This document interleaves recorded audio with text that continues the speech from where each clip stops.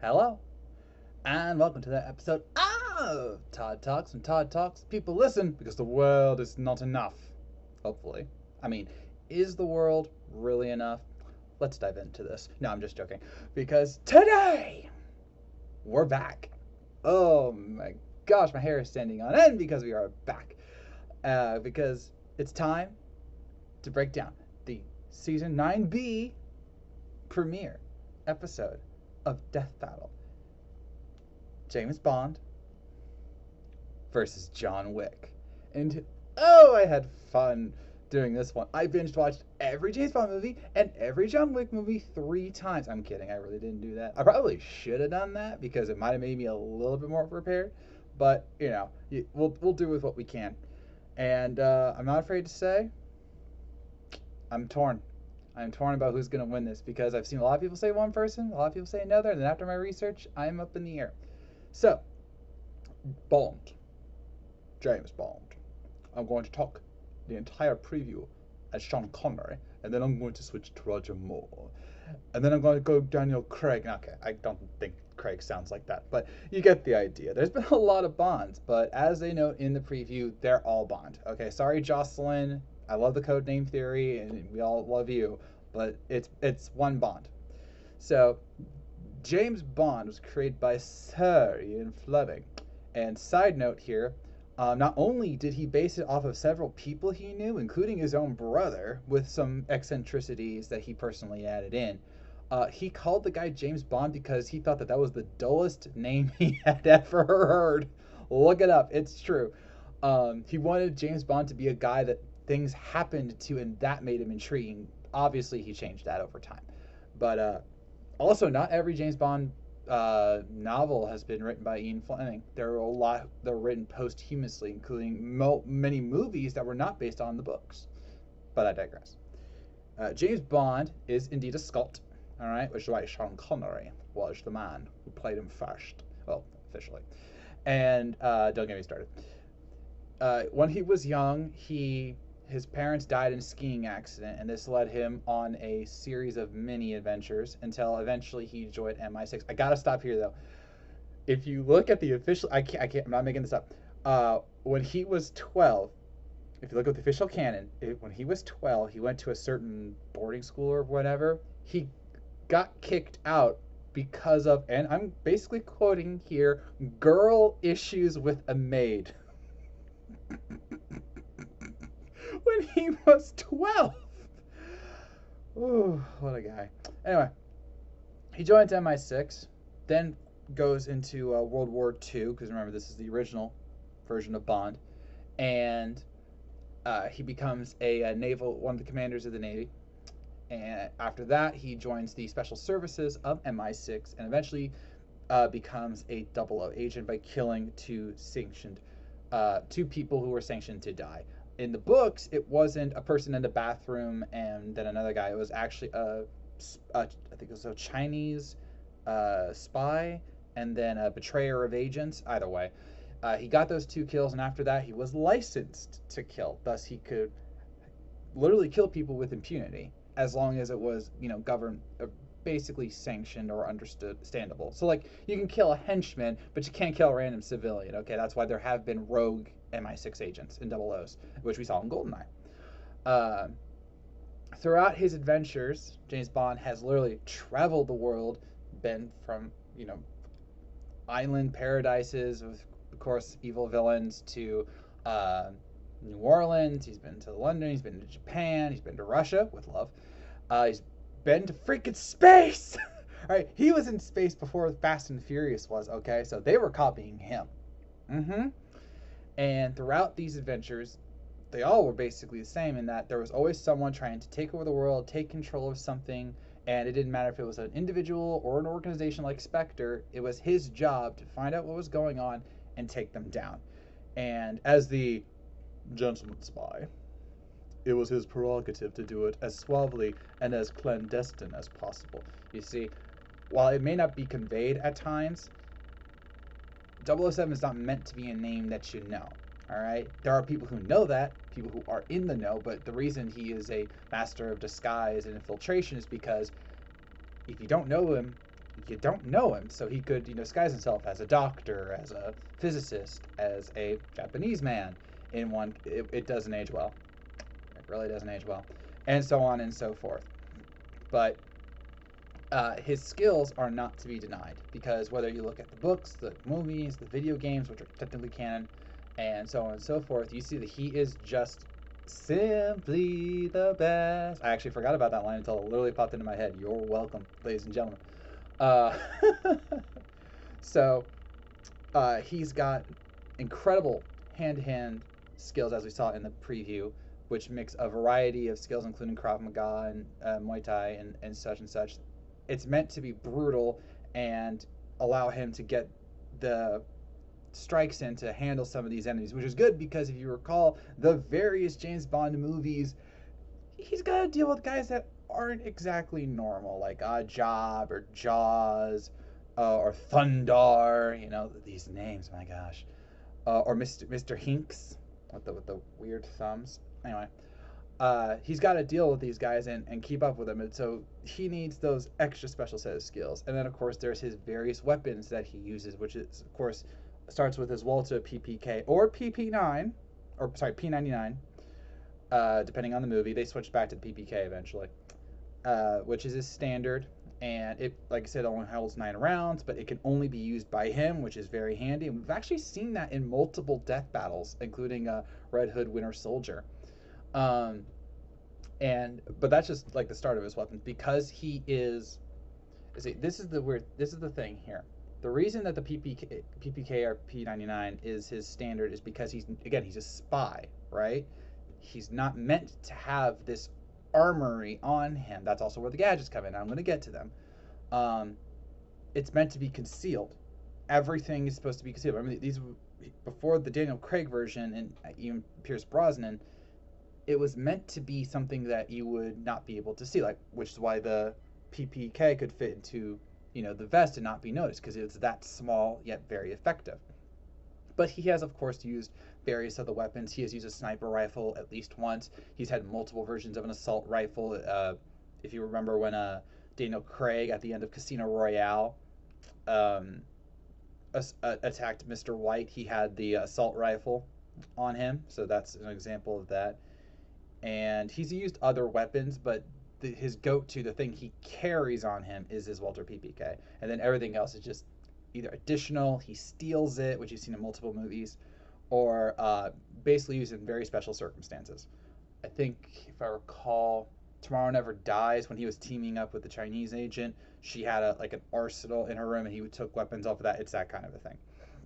But of course, the thing that everybody remembers about Bond is the gadgets, because as a spy and to enact the idea of concealment, Q had to make a whole bunch of things that he could wield. And this is where things get really interesting, because everyone says, that Bond has the best gadgets. But if you actually look at the ones in the movies, and I looked at a long wiki list of all the ones in the movies, you'd actually be surprised by how many of them are actually meant to be offensive weapons. The ones that everyone remembers are the exploding pens from Never Say Never Again and GoldenEye. We can only use one of them. I'm serious here. Never Say Never Again is non-canon. I'm serious. Look it up. It is a non-canon movie. So if Death Battle follows its own rules, it cannot use that version of the pen, which was, this is a non-exploding pen, thank God. Bond was able to shoot it at one of his ladies, and it latched into her and then blew up. Now the other one, which was GoldenEye, which was you click it 3 times and then you have about 4 seconds. Oh my gosh, why is this getting hot right now? Joking. But no, as I clicked it 3 times, that's how you disarm it. And that one had the power of about a grenade, which did kill a guy. And seriously, that guy, that whole scene. Also, Sean Bean died in that movie, because of course Sean Bean dies in every movie except for a few that I can honestly think about, and the Snowpiercer TV series where he's technically still alive right now. Anyway, so that's his big one. That's the one that people often remember. But there are a few others that are relatively cool. For example, not a pen. In You Only Live Twice, he was given, I kid you not, a cigarette that could kill a guy from 30 yards. It had a like rocket projectile in it, and it would launch out and it actually killed a guard, which allowed his Japanese allies to help storm the base. So that was pretty cool. If you remember Moonraker, this was one of my favorites that I always knew about. When he's in the subterfuge during the space training session, one of the sorry, one of the henchmen for the bad guys is trying to kill Bond by making it go so fast that he dies. And to get out of it, he used a wrist-mounted dart, which is activated by certain nerve control, so basically flexing. And it had armor-piercing rounds in it, and thus he could destroy the machine enough that it would slow down. That's honestly one of my favorites ever. He he also has had various kinds of watches, and the watches are cool because they've also been tailored to the various movies, including Live and Let Die, where it had a magnetic ability. I got to be clear on something here. This is Mythbusters territory. Uh, it's stated in the movie that Bond could deflect a bullet with the magnet. It's never shown. There's a deleted scene where it's kind of shown, but magnets don't work that way. Now, and the whole it took the spoon across the room, that's movie effects. To have a magnet of that ability would be far beyond anything in the honestly rather realistic world of James Bond. You don't really think about it at times, but the plots were realistic. It was just done in an over top way because it was the 60s and 70s and 80s and 90s and 2000s and so on and so forth. Honestly, if you think about Tomorrow Never Dies, like that was the one that was like the most ridiculous with the whole Icarus laser, whatever. So other things that the Rich Watch has done, like they've had buzzsaws in them, though not as effective. Lasers. A few of them have had lasers. A few of them, I think one of them had a detonator grenade in it, so we could like put it in and then detonate it. One of them was in the Roger Moore era, and so on and so forth. Many of the gadgets though are meant to be spyware, like literally, like bugs and trackers, and Bond actually had X-ray specs in the Brosnan era, so he could search for people's weapons, among other things, I'm sure. And he, but basically, like more spycraft than anything else. And of course, everyone likes to talk about the cars. The cars are easily one of the coolest things, and those things are outfitted out the wazoo. There's a bit of a debate about whether the cars will be brought in. Based on the preview, which I have seen twice, I don't think they'll bring in the cars. Spoiler alert, it's set inside of a very famous landmark between the two franchises. I won't tell you which one. But I doubt they'll bring in the cars. To my knowledge, I think maybe one of them had the ability to summon a car. And even then, I don't know. I think that would be cheating because unlike, say... And it's like, well, but Captain Falcon could summon his car. Yes, but it didn't... Like, that was because they were on the F-Zero track. Like, you needed to have the Blue Falcon there. And it was the Falcon Punch that would have killed Johnny Cage easily. He didn't need the car. The car was extra. And even Chad said, what if we have it on the F-Zero track? We have the Blue Falcon cover because we can only get something because of Smash Brothers. It's a different thing. So, I'm getting close to 15 minutes here. I want to wrap this up. But I don't think they'll use the cars. The cars are awesome, no doubt. I doubt they'll use them. So, what is Bond's weakness? Is the dude's a dick. The dude is an arrogant, selfish, oftentimes self-righteous jerk. And when I said that certain things haven't aged well, I was being very kind. All right, there is a wide consensus that the earlier versions of James Bond, including the one by Sean Connery himself, not the nicest of dudes. To quote Epic Rap Battles of History, which I'll be doing more than once in this show. Yeah, to be honest, you are a bit rapey. I mean, I like to swing, but up to no means no, baby. Yeah, like watch Goldfinger, which is supposed to be the quintessential Bond movie. He basically forces himself on the Bond girl, and then he says he appealed to her maternal instincts. Right. Wink. It's sometimes not pretty. And he's basically a chauvinist. He doesn't treat women well. You could argue that even Daniel Craig in like Quantum of Solace doesn't treat women well. He seduces one of his women, and she dies, and he's like, oh, okay. And then another woman he seduces dies, and she's like, do you have any feelings about that? No. It's like, and that gets him in trouble a lot. And by the end of the Craig era, he actually has mental issues, which leads him to at times wanting to die. And then, if you recall Skyfall, he was kind of betrayed by M when she told Moneypenny to take the shot, even though it actually killed him. And so he went off to an island paradise where he just like did drugs and drank and just took a whole bunch of pain meds. It was not the prettiest Bond ever, and I mean like in the physical sense. So he's got issues, and even though he is absolutely capable of carrying out any mission, he's not invincible. He's been beaten, bloodied, captured, tortured. In which one was it? One of the Brosnan movies. Might have been Tomorrow Never Dies. Some of his movies blur together for me. He was literally captured, tortured, and only released because of a prisoner exchange. Like, that's how he got out. And then, of course, we all remember the classic Goldfinger scene. Do you expect me to beg Goldfinger? No, Mr. Blonde, I expect you to die. He had to use his brains to get out of that situation because he was going to die by laser. Laser. So, yeah. But still, Bond is the quintessential agent, and there's a reason why a lot of people are already talking about who's going to be the next Bond, because everyone wants to know who the next Bond is, all right? I'm fine with Idris Elba. I'm just saying. Or Henry Cavill. Either or. All right, next up. John Wick. I'm efficient and lean, a proficient professional killing machine, underworld overachiever, looking dapper as I'm bucking only one of us to go 3 chapters without sucking.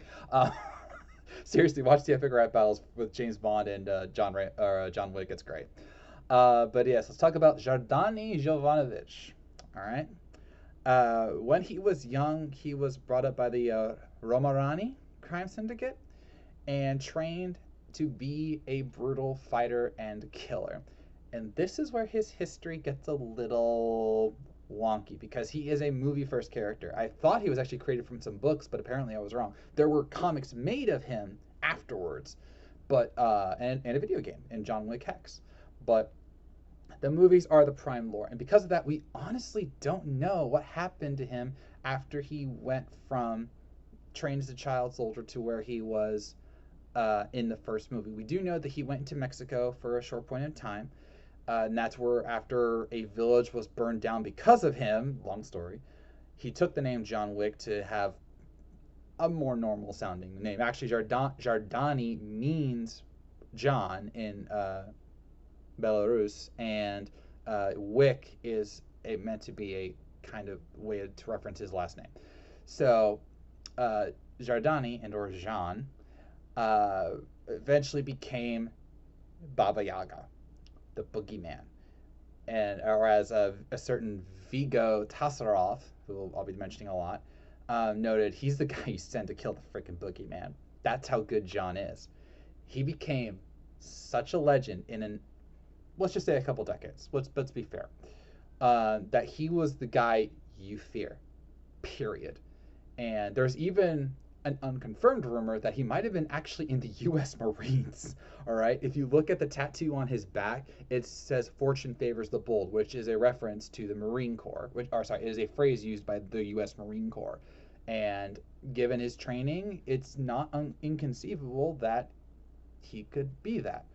And but this is where the twist comes in, because even though he was the peak assassin, the guy that everyone fears, he fell in love with a woman named Helen, and he asked Vigo Tasarov to let him leave to go and be with her.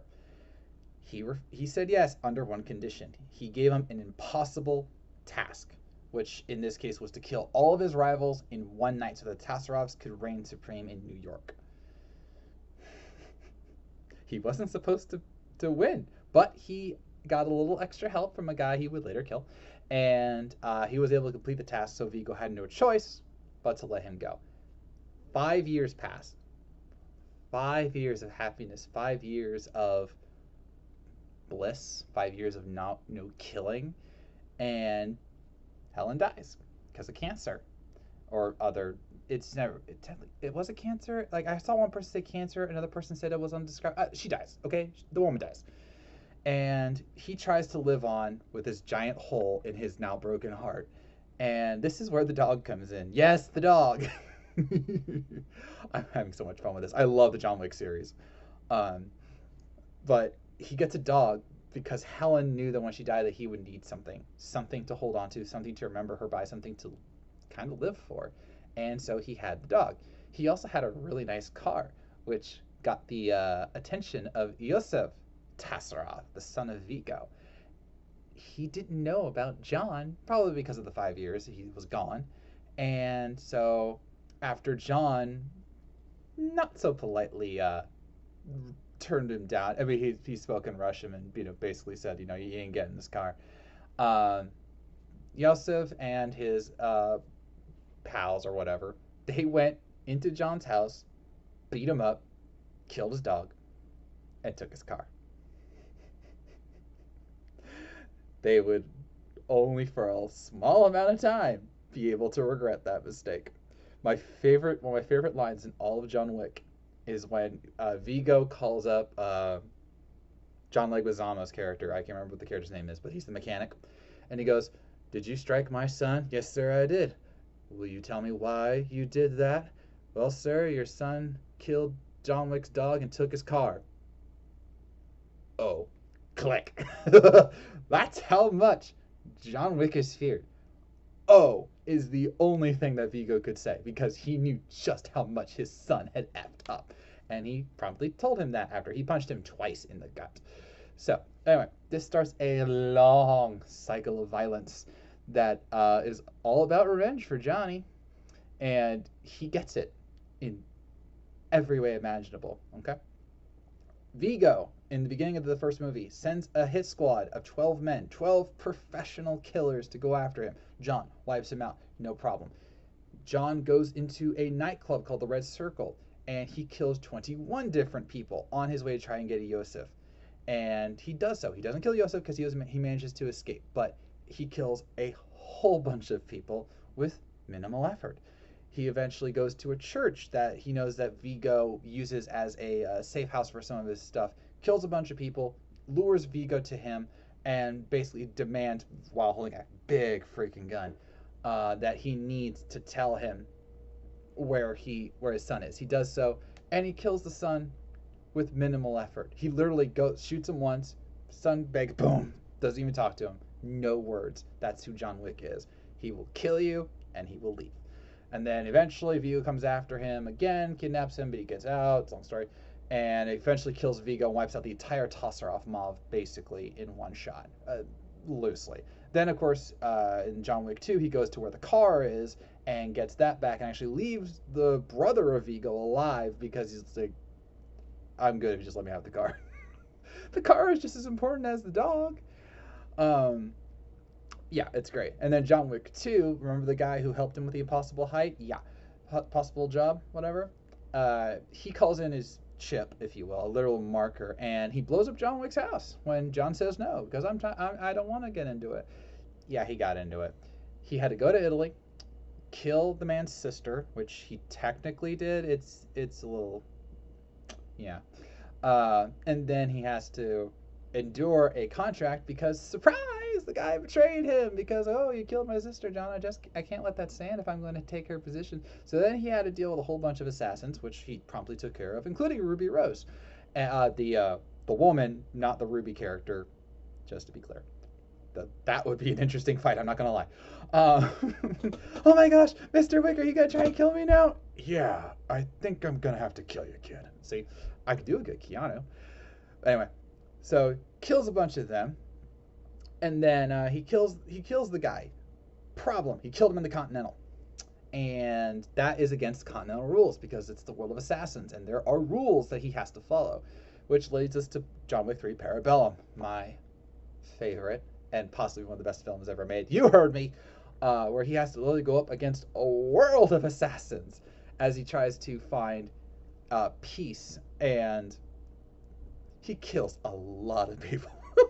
He kills them with knives. He kills them with guns. He kills them with bombs. He kills them with a horse. He literally taps a horse and goes with the hoof. It's poetry. I was laughing so hard during that movie, but in like this is glorious violence. I was really worried about my mental health after that movie because I'm like, should I be enjoying people dying this much? I don't know. Anyway, he went up against assassins, more assassins, even more assassins. Went up against a ninja, got shot by Halle Berry, totally worth it. Had to survive walking through a desert in a fully tailored suit, not easy, and so on and so forth. Made peace with the High Table, said, "Screw it, I'm gonna kill you all anyway." Went up against fully armored, heavily armored guards from the High Table, the literal peak of the assassin's world, and survived all of that. Got shot and fell off a building, the Continental, on the roof, and he's still alive. And again, now we all wait for John Wick 4. And I know some of you are like, well, wait a minute, shouldn't we wait for the 4th and 5th John Wick movies? I can understand why you say that. It's not required, because at this point, we pretty much know how good John Wick is, and everything else is just superfluous. It's going to be awesome superfluousness, but it's superfluous. Kind of like how, you don't wait for the next James Bond movie just in case they have a new gadget that might tip the scales or whatever. So, armaments. John is a master user. He's a master armsman, master marksman, master of anything with weapons, both tactile and bullets. Tactile is not the word I'm looking for, is it? Blade. Let's just go blades. He can use blades. He can use guns. He can use bombs. He can use whatever he wants. Anything is left in his hands. I saw him kill a man with a pencil. A pencil. 3 guys, 1 fight. Poetry. And then they proved that in the subsequent movies. So he can use anything. And in fact, his particular style of martial arts, which does coincide a lot with what Bond uses, but with a few key differences, is used to basically disarm opponents if he needs to, and then take their weapons. If you recall John Wick 2 and 3, one of his things was that he had weapons for himself, but if he needed to, he would throw them and then take the weapons off the next guy so that he could keep firing. That's just what John Wick does. And then, even though he's average build, I guess, if you want to look at it that way, average height, average weight, he can easily go up against faster guys, stronger guys, bigger guys, and take them out with minimal effort. As they noted in the Death Battle preview, his style is meant to deal with opponents with maximum efficiency. That's what makes him so great. He is a guy who will just come in and shoot the guy who killed his dog with no words versus, do you feel bad about killing my dog now? Yes, I bet. He doesn't do that. That's not him. That's a certain other guy. That's not him. And he has withstood and endured a crap ton of stuff. He has been shot, been stabbed twice in the gut. He even let the blade go back into where he was stabbed before so he could get an advantage on an opponent. That's how dedicated he is. And his training, whether it be from the director, who was the Roma Ravi lady from John Wick 3, whether it was her training or the Marines or whatever, he is just able to endure a crap ton of pain and not show much emotion. Remember, he cut off his own ring finger, had it burned cauterized to seal it off, and it didn't scream. All right, he's been shot, he's been stabbed, he's been hit by cars, he's been run over by not fully run over by cars, but he's been hit by cars. He was in his own house when it got blown up by a rocket launcher, which sent him flying through the windows. He's gone through hardened glass with ease. The dude just won't die. And remember, in John Wick 3, Winston shot him 3 times in the gut, which pushed him off of the Continental building, and he went bonk, bonk, splat. Totally fine. Okay, not totally fine. He was, shaken up and, obviously in pain, but he was alive. So does that tick you off, John? Are you mad, John? Yeah. So it's insane. And when he comes back, everyone's going to die. Love it. All right. So who wins in the fight between James Bond and John Wick? This is I'm still up in the air about this, but I have to. If you remember what I said in Predator Boba Fett, I might have to pull this again. Both of them are skilled martial artists. Both of them are skilled marksmen. Even if we give them the maximum in terms of their armaments, you could argue that it all balances out. Bond's got assault rifles, especially with the Craig era. Wick has assault rifles like the AR-15, the Benelli shotgun. You know, he's got big weapons. They both got big weapons. Um, both incredible martial artists. I would love to fight to be a martial arts fight because I would love to see who wins that one. Um, both are incredibly intelligent fighters. Both have indomitable wills, whether it be for love of country, and or for the love of the lost love of a wife. Oh yeah, I forgot to mention Wick's weaknesses. There are very few, so that's why I missed it. He is so driven, it gets him in trouble. He will be so driven to do something. He doesn't care if he's beaten, bloodied, broken. He will keep going. It's just wrong. It's just wrong how much he keeps going. I mean, he's literally on death's door with Vigo tied to a chair, about to be suffocated, and he goes, "You can either give me your son, or you could die screaming next to him." And he's like, he's about to die, and he's talking smack because he feels like he's gonna get out of it. Another guy had to help him get out of it, but the point still stands. Anyway, both are incredible fighters, incredible marksmen. But who wins here? Everyone's saying that the gadgets of Bond are going to be the difference here. After looking at all the gadgets, I'm not so sure. All right, for multiple reasons. One, most of the gadgets that he would need to kill Bond are very specific and very particular in how it would kill him. Like the pen grenade. He'd have to do that and stick it on Wick and then get out of the way. And that might work. It might not. But then you're also getting close enough to Wick so that you could actually put it on him. That's not the best. Okay, so what about the cigarette gun thing? Better. Not the best. And John Wick's not going to just wait for you to smoke.